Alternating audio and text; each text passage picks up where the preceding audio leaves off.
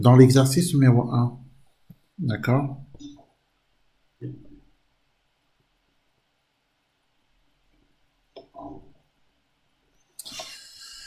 Dans l'exercice numéro un, on considère la suite UN définie par son premier terme U0, d'accord? Son premier terme U0 est égal à 3. Et pour tout entier naturel n, d'accord, on a UN plus 1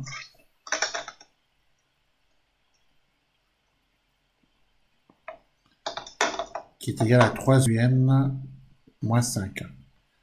Hein, ceci est vrai pour tout entier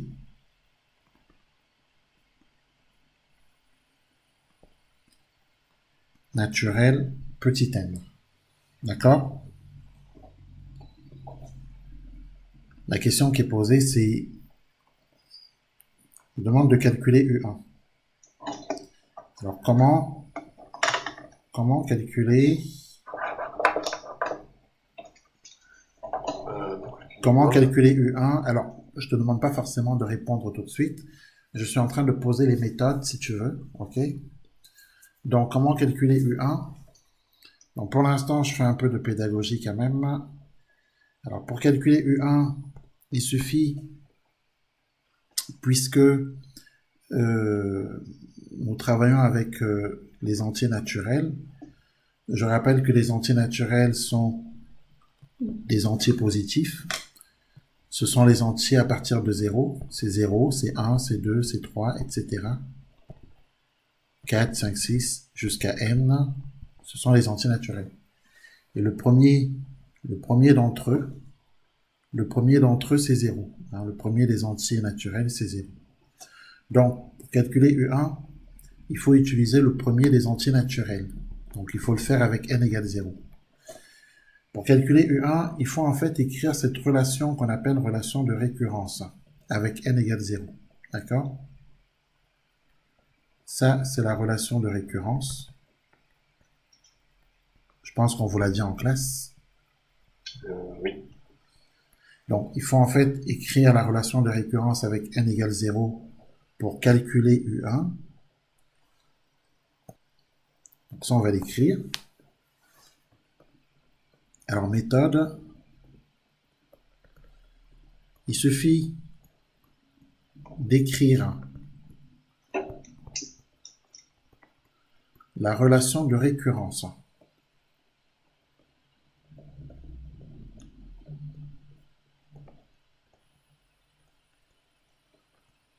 avec le premier des entiers naturels, c'est-à-dire avec n égale 0.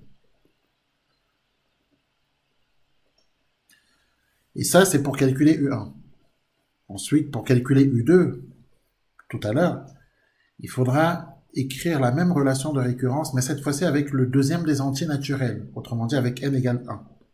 Puis avec n égale 2, pour calculer U3. Puis avec n égale 4, puis avec n égale 5, ainsi de suite. Commençons déjà avec n égale 0. Ok? La relation de récurrence avec n égale 0, donc avec le premier des entiers, donne qu'on va remplacer les indices n par 0, tout simplement. D'accord? Donc, du coup, on obtient, en remplaçant n par 0 dans la relation de récurrence, hein, on est bien d'accord, on obtient u indice 0 plus 1 égale 3 u indice 0 moins 5. Est-ce que jusque-là, ça va? Oui. U indice 0 plus 1, c'est U1. Alors, suis bien parce qu'à un moment donné, je vais te laisser prendre la main. U indice 0 plus 1, c'est U1. On est d'accord? Oui. Qui est égal à 3U0 moins 5. Mais U0 est connu, hein, puisque U0 est égal à 3, on est d'accord? Donc, U0 est égal à 3, ça on le sait. Et donc, du coup, on va effectivement remplacer U0 par 3.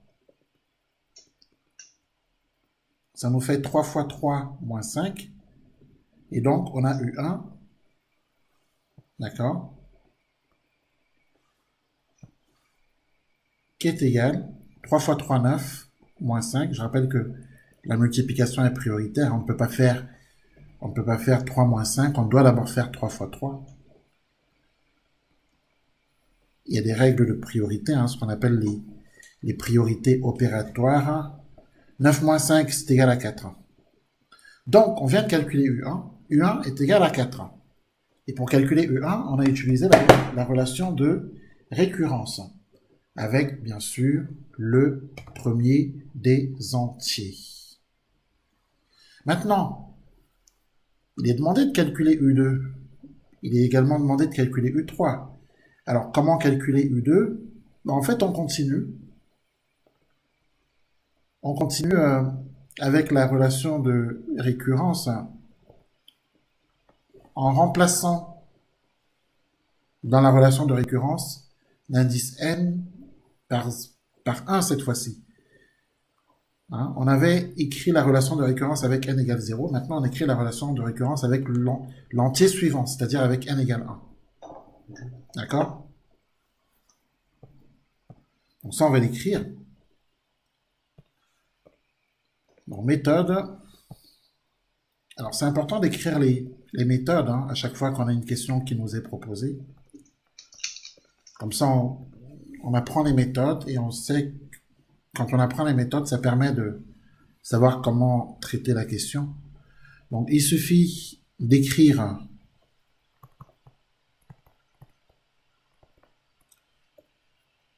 la relation de récurrence.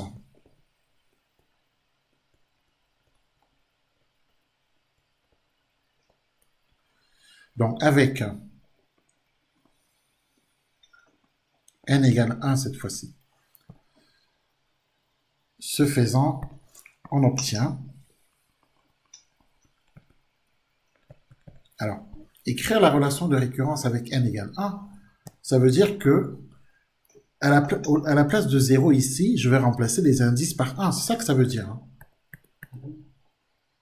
Bien d'accord.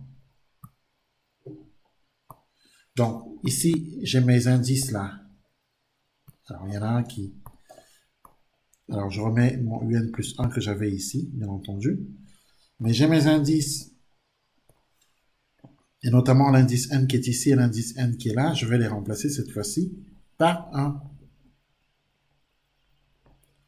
Donc, je vais avoir U indice 1 plus 1 qui est égal à 3 U indice 1 moins 5. OK? Et ainsi de suite, en fait. Ainsi de suite. Et on peut calculer comme ça U2, U3, U4, U5, à chaque fois avec l'entier suivant.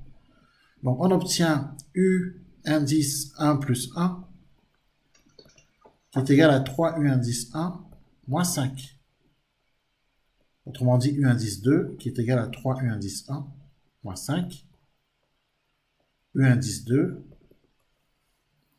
qui est égal à 3 multiplié par... Alors, U indice 1, on avait trouvé. U indice 1, on avait trouvé que c'est égal à 4. 3 fois 4 moins 5. D'accord? 3 fois... Comment? Ça fait 7. Tout à fait. 3 fois 4, 12. Et 12 moins 5, c'est égal à 7. Donc, voici le résultat pour calculer U2. Alors, comment est-ce qu'on s'y prend pour calculer U3? Là, cette fois-ci, je te pose la question. Pour calculer U3, on va faire U2 plus 1 égale 3 fois Alors, U2. je te demande pas les calculs, je te demande la méthode. Pour la méthode, on va